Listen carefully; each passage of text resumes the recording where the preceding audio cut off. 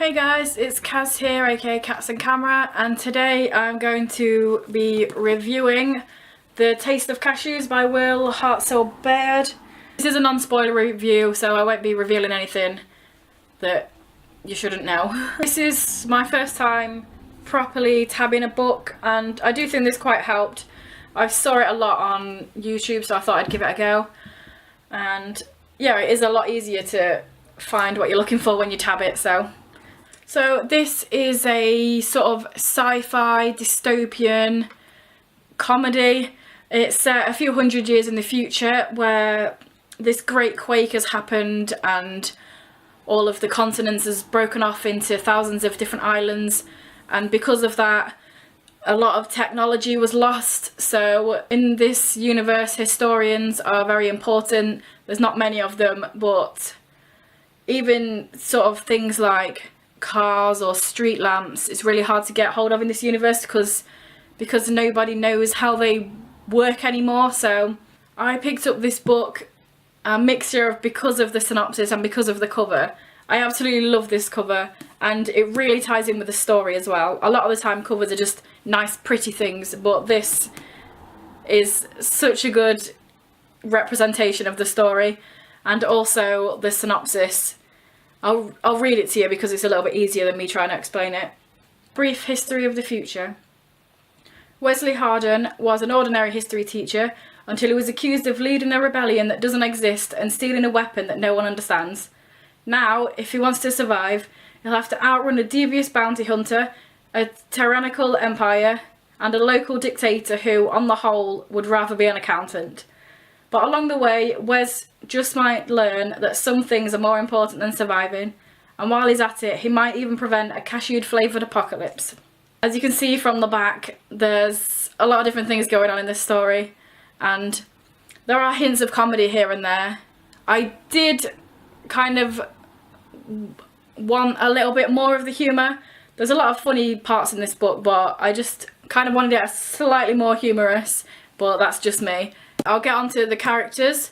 So we follow Wes, as I just said, Wesley Hardin, and he's a history teacher, so obviously is very sought after because he knows how to find things out from the past, all technology and things like that.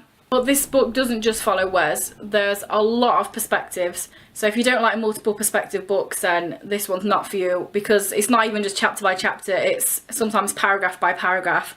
But each one's sort of cut so you can tell it's a different person's point of view. But there are a lot of characters going on in here. I think I enjoyed most of the characters. I really liked Lord Edward.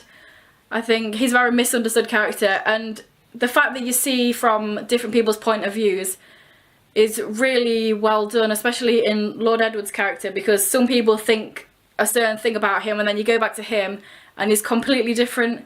So that's definitely a plus, because if you only got one side of the story, you wouldn't know what he was like. One thing I will say though is a few of the names were slightly too similar.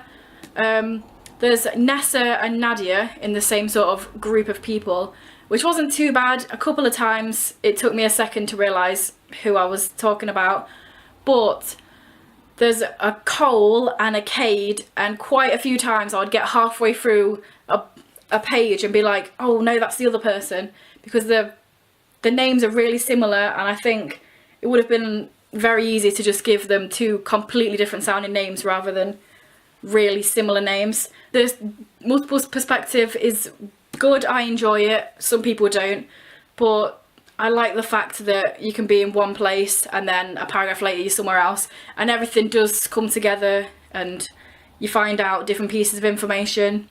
Next up, I'll talk about the plot, which I kind of mentioned a little bit there, but like I say, there's a lot of different plot points in here. There's a rebellion going on. What is there? But yeah, there's the Empire, who are very dictatory. They're very aggressive. Then you've got the rebellion that's happening, maybe or maybe not. You've got you even see from sort of the homeless people that live in these towns. You see from people that live in mansions. So you get a lot of different perspectives. You see a lot of different sides of this story, which is good because like I say, it's set a few hundred years in the future, so it's good to see how each sort of person lives now and what happens to them. But I will say, because it's set a few hundred years in the future, it can be a little bit hard to figure out what's happening, especially at the beginning. It was a little bit info dumpy at the beginning, but that's kind of necessary, otherwise you wouldn't really know what's going on.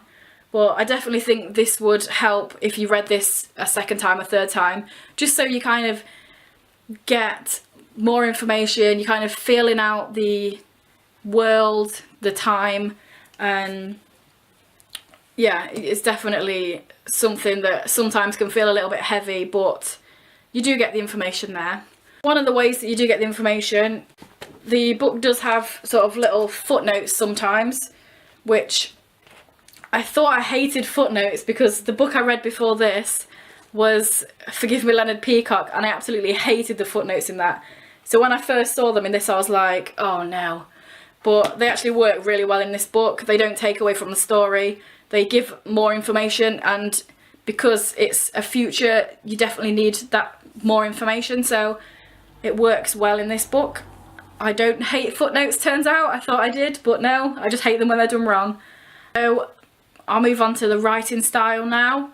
I generally really enjoyed the writing style. There was a lot of information about the world, as I say, but it was written in a fun way. It is a comedy, so there is a few sort of comedy characters, and it did make me smile, make me laugh a few times.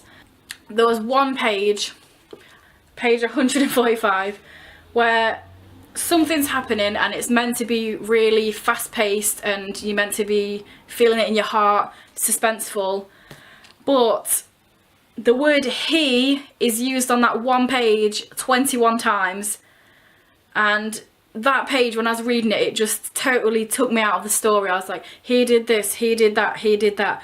And even though the rest of the book is written well, I just think that maybe, I don't know if the editor should have picked up on that, or the writer, but it was definitely too many he's. It also said him, himself, but just the word he was used 21 times in one page.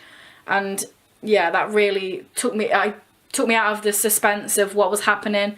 And yeah, that one wasn't good, but like I say, the rest of the writing's really good. I enjoyed the different characters' personalities. Each person, you felt different. I liked Frank, he was one of the homeless guys. He was really cool.